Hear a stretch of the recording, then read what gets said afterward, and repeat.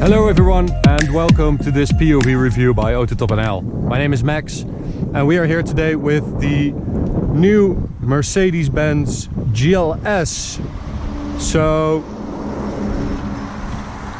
the new GL, so to speak. We have a 350 diesel today, which is the most sold GLS or GL in Europe, I think. And it's still very, very large. So this is, from here it's about 5 meters. Yep, that's about right. It's a whopping 30 centimeters longer than a Land Rover Discovery, which is already quite large. And we have a very, very cool spec today. So it's dark blue with a lot of black trim, and I think in this color it looks absolutely stunning. I mean, this is really a tank for the road, and this color makes it kind of sophisticated adjacent. So I won't go so far to say as it is sophisticated, but I mean, let's call it distinguished. I think that's the correct word.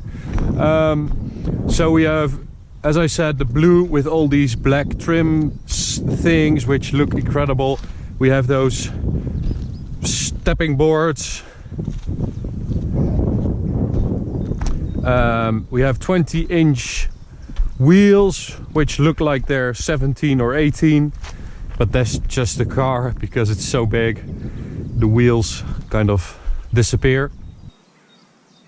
And well, let me start with something I don't like. We have the exhaust right there, the exhaust tips, one on each side. But if we get closer, you will see that those are not exhaust tips. This is just plastic. And if we get on the floor, it gets even worse because that's the exhaust. So they didn't really even try. So it just, yeah, I think it's really a missed opportunity because they should be ashamed. So let's take a look, because this of course is in Europe I think the only proper 7-seater, so you can fold these down, which gives you an enormous amount of space already. And we can do the same with these ones.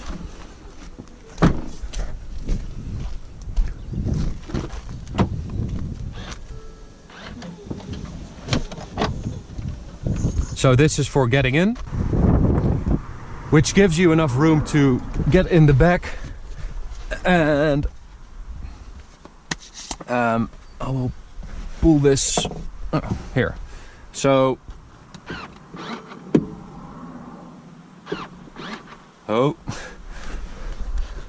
wrong button.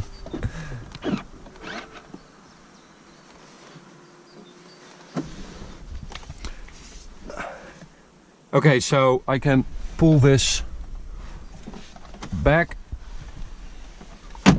and this up.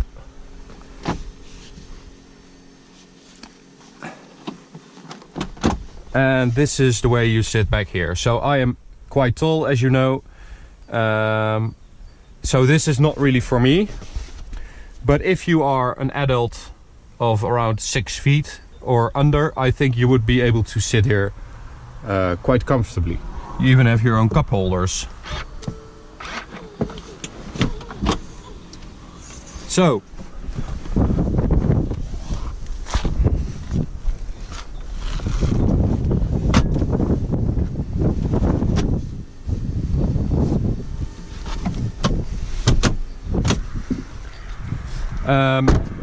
you can also just fold them to the front, of course, and then you would have an incredible amount of space here. I mean, you could really use it as a commercial van. Okay, so the GLS compared to the GL, they changed the back, so these are new lights, new bumper, new spoiler, and they changed the front. So the front is now more like the GLE front, so a bit more round compared to the GL, which was quite boxy, which I think it looks really, really good. So let's get inside. And well, we have quite a nice interior with this sort of light grey leather and this wood. But you know, since this is a GLS, sort of the S-Class SUV, I would have expected more, or I expected more, because this is not really S-Class level. We did get a new screen with the new system in it, so that's better, because the GL was really getting old, especially on the inside. And they did improve it, so we have a new steering wheel, new dials, all kinds of new stuff. But I don't think it's enough, especially if you consider the fact that this is sort of a new model, because they changed from the GL to the GLS, but it's more like a midlife facelift. So that's a bit disappointing in my opinion. But it's still very luxurious, but not as luxurious as I would have liked. So let's go for a drive. As I said, we have the GLS 350D 4MATIC with the new 9-speed gearbox, which means that this car that weighs almost 2.5 tons still goes from 0 to 100 kph. Let's put it in sport in 7.8 seconds, and that's mainly because the gears are very short, so it upshifts quite quickly. And I mean, 7.8 seconds for this huge machine isn't bad at all. Little brother, and it has a top speed of 222 kilometers an hour. So it's a 3-liter V6 diesel engine with 258 horsepower and 620 Newton meters, and it's totally enough. I expected up front, I thought, well, this huge car, that's not going to be enough, but because of that torque, 620 Newton meters, it is enough. It's enough to get this thing moving. It's very quiet. The engine does its work really, really quietly. And as I said, this is the car that will be most sold in Europe, although there aren't that many being sold in Europe at all. So it's a couple of thousand, I think, for Europe, and this is more aimed at the US market. So I think this is the most American car Mercedes make, and it shows, because they sold over 30,000 of these in the US last year. So yeah, that says it all. And driving this, I mean, it's very, very comfortable. I'm in sport mode now, but it's still, you know, wobbly. They did change the air suspension. They improved it, so it should be able to cope with the weight and the change of directions better than the GL. If you have the Designo pack, that means you get the stabilizing control arms as standard, which should, they are sort of anti-roll bars, which should really help with the rolling in the corners.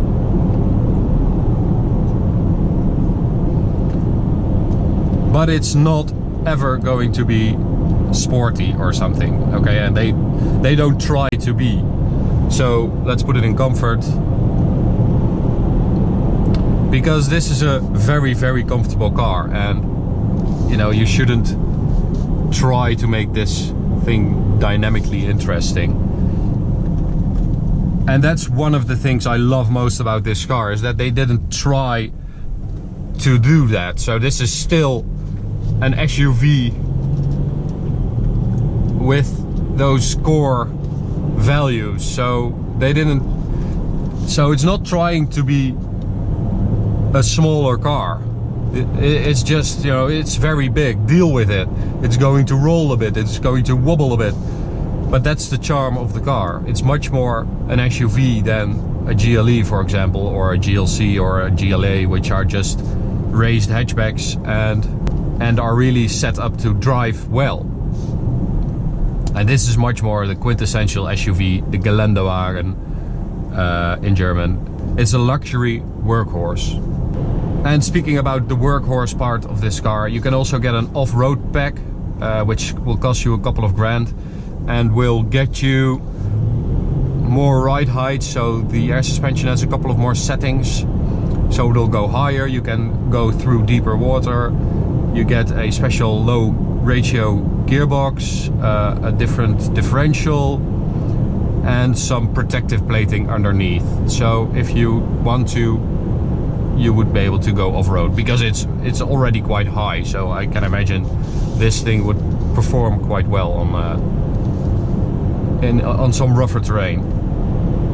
So the verdict, well, I think it's still an incredible car. We drove the GL63 a few years ago, and we absolutely loved it because it had that burbling V8 combined with that very cushiony ride. It's almost like a raised muscle car. The GLS 63 is still available. It got a few extra horses, so it's now at 585 horsepower. Here in the Netherlands you can also get a GLS 400 and a GLS 500, and as I said, this GLS 350 diesel. So they don't have a V8 diesel anymore, which I think is a pity, because I think this would be a really great car for a V8 diesel. And well, they have improved it, so it is, I would call it a facelift, a mid-life facelift, but they did put the new badge on it and they did improve it. The air suspension is much better, the ride quality is amazing, it's very quiet, it's comfortable, it's luxurious, although it could have been more luxurious, I think. Especially on the interior, they could have done a little more to make it feel like something in the neighborhood of an S-Class. I think the exhaust tips, which are glued shut, are ridiculous. And that's about it. This is just a car for someone who needs a lot of space, a lot of seats, some flexibility. I mean, especially when you look backwards, you really get a sense of the space of this car. And there are a lot of people who could use this. So if you're looking for a car that will give you that king of the road feeling, this is the one, even more than a Range Rover. So thanks for watching. So please let us know what you think about this car, because we've noticed that it's quite divisive. So some people love it, some people hate it. Some people, of course, think it's too big and too obnoxious. But I actually really like it. So please let us know, and we will see you at the next one. Bye guys.